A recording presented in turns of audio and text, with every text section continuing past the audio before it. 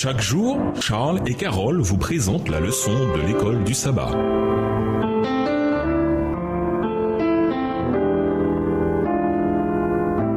Bienvenue dans votre émission. Dieu nous parle. Nous voilà à la leçon de jeudi, en dehors des œuvres de la loi. Car nous estimons que l'être humain est justifié par la foi en dehors des œuvres de la loi. Romains 3, le verset 28. Cela signifie-t-il que si la loi ne nous sauve pas, nous ne sommes pas obligés d'y obéir?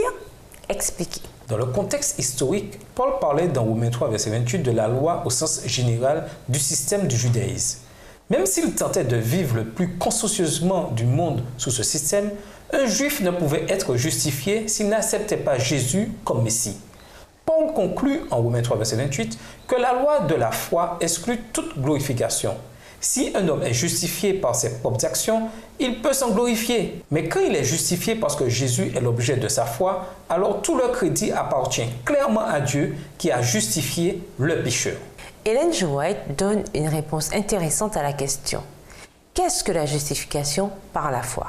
Elle a écrit « C'est l'œuvre de Dieu qui dépose la gloire de l'homme dans la poussière et qui fait pour l'homme ce qu'il n'est pas en mesure de faire pour lui-même. » Les œuvres de la loi ne peuvent pas expier les péchés passés.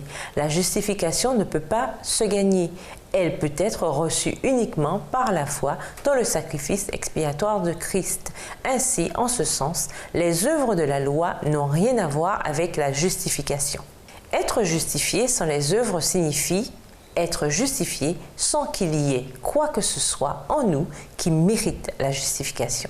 Pourtant, de nombreux chrétiens ont mal compris et mal employé ce texte. Ils disent que tout ce que l'on a à faire, c'est croire, tout en minimisant l'importance des œuvres ou de l'obéissance, y compris l'obéissance à la loi morale. Ce faisant, ils ont une mauvaise interprétation des paroles de Paul. Dans le livre de Romains et ailleurs, Paul attache au contraire une grande importance à l'observation de la loi morale. C'est ce qu'a fait Jésus ainsi que Jacques et Jean. Matthieu 19, verset 17, Romains 2, verset 13, Jean 2, les versets 10 et 11 et Apocalypse 14, verset 12. Paul veut dire que bien que l'obéissance à la loi ne soit pas un moyen de justification, la personne qui est justifiée par la foi continue d'observer la loi de Dieu et devient en réalité la seule personne qui peut observer la loi. Une personne irrégénérée qui n'a pas été justifiée ne pourra jamais remplir les conditions de la loi. Pourquoi est-il si facile de se laisser piéger en pensant que puisque la loi ne nous sauve pas, nous n'avons pas à nous inquiéter de l'observer? Avez-vous déjà justifié le péché en brandissant la justification par la foi?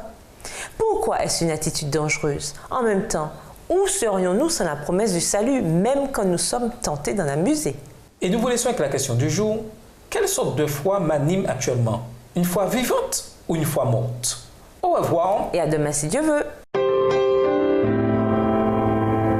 Dieu nous parle. Chaque jour, Charles et Carole vous présentent la leçon de l'école du sabbat.